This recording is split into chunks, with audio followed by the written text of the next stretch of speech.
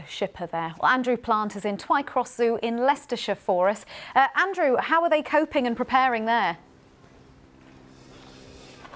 Yeah, here at Twycross, the temperature is just about touching 30 degrees, but the forecast for later, around about 4 or 5 o'clock in the afternoon here, is for it to go up to 37, possibly 38 degrees here in the Midlands. So it's going to get pretty hot. As we've heard so much over the past few days, animals, especially the ones in big fur coats, need cooling down as well. So I don't know how much you can see through this glass here, but they've put out the ice blocks. They sort of hang them on the blocks of wood that you've got there, put a couple on the ground, and Batu, you might just be able to see the big male orangutan. He's just coming out of his enclosure. Can you pick him up through the glass there? There he comes. So he's just coming out to find some ice to help him keep cool. They've been sheltering where presumably it's a bit cooler in the shade, but he's just coming out to try and find some of that ice now. I might keep the camera on him. We're just going to have a chat to Annalise, who's the one of the zookeepers here. He's impressive, isn't he? He is, yeah. He's very large, bless him, very fluffy, so need to keep him cool in this weather. And he knows what he's doing, obviously. He's done this before. Oh yeah, we work quite regularly in hot weather. We'll give them like ice treats. So it's normally fruit tea that we just freeze. Sometimes we put bits of their food in it, so it's a bit more, so they play with it for a bit longer and they have to get the bits of food out of it. But yeah, he knows what he's doing. He's a tried and tested technique, yeah. And he's the big male here. He is, he's our breeding male, yes. Yeah. Lovely. So they've got big fur coats, obviously. Yep. They're going to get very hot. Yep. Presumably, this is one of the few places in the world, actually, you've got 4 of the great apes, haven't you, here? So you're sort of used to trying to cool them down. Yep. Any other techniques? You have sort of ice baths or anything? No, so we make sure that they have plenty to drink, plenty of water.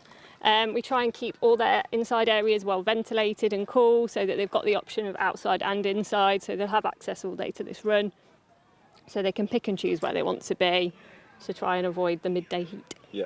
And what about some of the other animals here? Because some of them really are built for the winter, aren't they? They are, yeah. So obviously each animal, each species is acclimatised to their own environment in the wild. Obviously all of ours are born in captivity, so they struggle in the heat a little bit as well.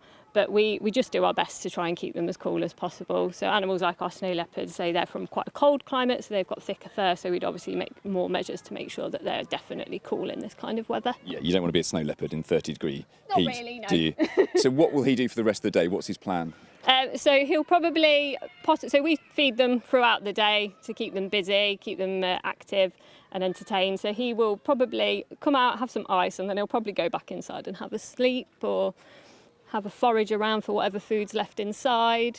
So he'll have been cleaned out this morning and had his breakfast inside, so he'll be foraging around for that. And we're touching, I was having a look, I couldn't find any recorded temperatures in this kind of area of the world above really 35 degrees, but we're getting well above that today. Have you been planning for this for a while, about how you're going to cope with that? Yeah, so we knew last week that it was going to be warm this week, so obviously we've made sure that we've kept the freezers well stocked up. So we've got quite a few freezers and we've got lots and lots of, so we save like old yoghurt pots and things like that and we fill them up and that's what we freeze stuff in. And we make sure that, like we say, we're giving them plenty of fluid throughout the day so that they're cool, keeping their temperatures cool. And we provide lots of shade for them in their runs and stuff as well. So we have, you see the rest of the family's coming up there, isn't it? We've got our female come out, Malaku, and then her young son Basuki, he's following her as well. So they're coming out to have a look. They'll probably wait for Batu to move out of the way and then they'll go and have a look.